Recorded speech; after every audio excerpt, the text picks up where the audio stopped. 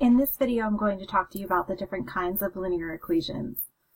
So the kind of linear equation you get depends on what happens when you solve and look for a solution. So the equations that we've seen so far are called conditional equations. A conditional equation is an equation that is true for one or more values of the variable and false for all other values of the variable.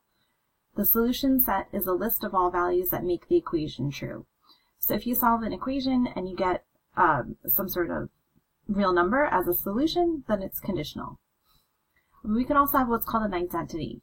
An identity is an equation that is true for all possible values of the variable. The solution set here would be all real numbers. So this means that because of the properties of the equation, no matter what number we plug in for the variable, the equation will always be true. The last case is called a contradiction. A contradiction is an equation that is false for all possible values of the variable. The solution set in this case would be empty. So it means that there is no number, no real number, that would make the equation true. Let's take a look at three equations, and we're going to identify whether each one is a conditional, an identity, or a contradiction. And the way that we determine that is by trying to solve. So if we solve and we get a value for the variable, then it's a conditional. If we solve and the variable disappears altogether, then we have to decide if the resulting statement is true or false. If the resulting statement is true, we have an identity. If the resulting statement is false, then we have a contradiction. So let's take a look at the first example, which we have written here. So here we have an equation with some parentheses. So once again, we'll go ahead and use that general problem-solving strategy and simplify each side of the equation. On the left-hand side, I'm going to distribute the 2. So I'll have negative 10x, and then 2 times negative 1 is negative 2. On the other side, I have like terms that could be combined. 2x minus 12x is negative 10x, and then plus 6. So I'll go ahead and solve this equation by adding or subtracting the same term on both sides. I will add 10x to both sides here. So plus 10x plus 10x. And if you notice, when I do that, the variable disappears on both sides of the equation. So what I'm left with is negative 2 equals 6. So then I have to decide whether or not this statement is true or false.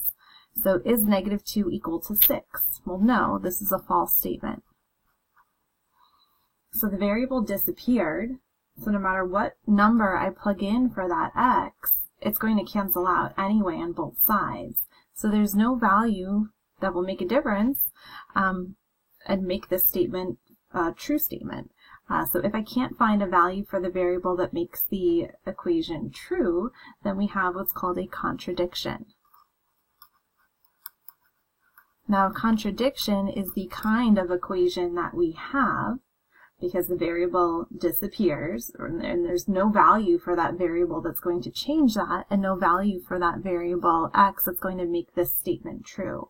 So if there's no value that makes the statement true, we have no solutions. And you could simply write no solutions. You could also write empty set. Empty set means that there are no solutions. There are symbols for the empty set. One symbol looks like a 0 with a line through it. Another symbol for the empty set is the set notation brackets with nothing in it. And another way that you might be asked to write this is if you're looking for a solution, you can say 1 does not exist. And we often just abbreviate that as DNE for does not exist. So depending on the author, depending on the software that you're using for homework, you might be asked to use one of these ways to describe your solution set, right? Those all mean the same thing. Let's go back to our other examples. So in the second example, we have parentheses on both sides. So let's take a look and see how we would solve that equation and then see what happens when we begin to solve.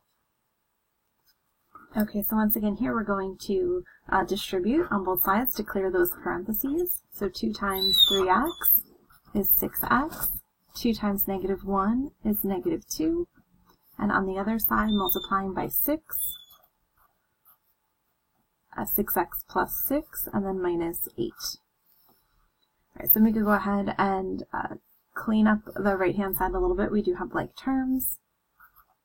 6x minus 2 equals 6x minus 2.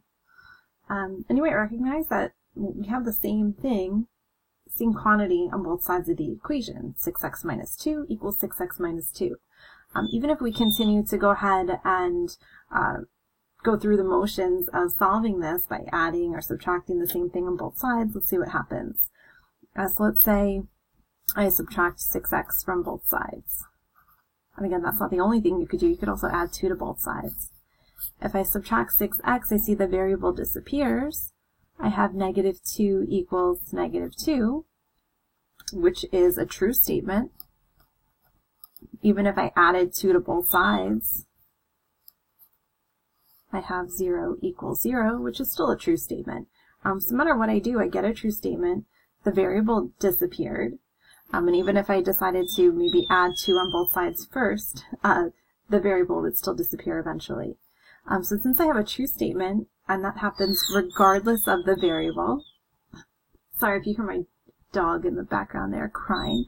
So again, because my variable disappeared altogether, and my statement is still true, we have what's called an identity. So this equation is true no matter what value of the variable we plug in. So we can plug in any number we want for x, and this will always be true no matter what. So in this case, our solution set is all real numbers. And you could write out all real numbers or all reals.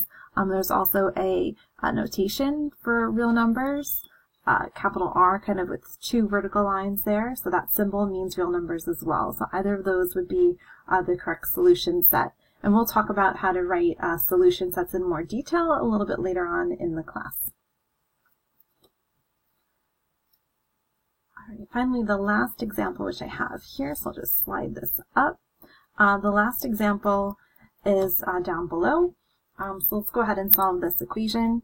So I can combine like terms that are on the same side. 4x minus x is 3x, so I have 3x plus 1. On the other side, 6x minus 2.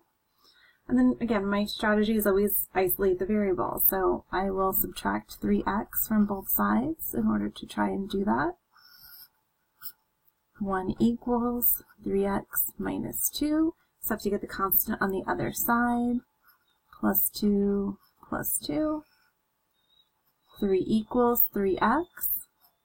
And then divide by the coefficient, which is 3. Let me move this over here. Alright, so dividing by 3, which is the coefficient for x on both sides, I end up with 1 equals x. So I have one value for x that makes this true. That means that the other values of x would make this statement false. So this is what we have, what we call a conditional equation. It is only true on the condition that x is equal to 1. So this would be the only solution for this equation, which is what we have been seeing in the past.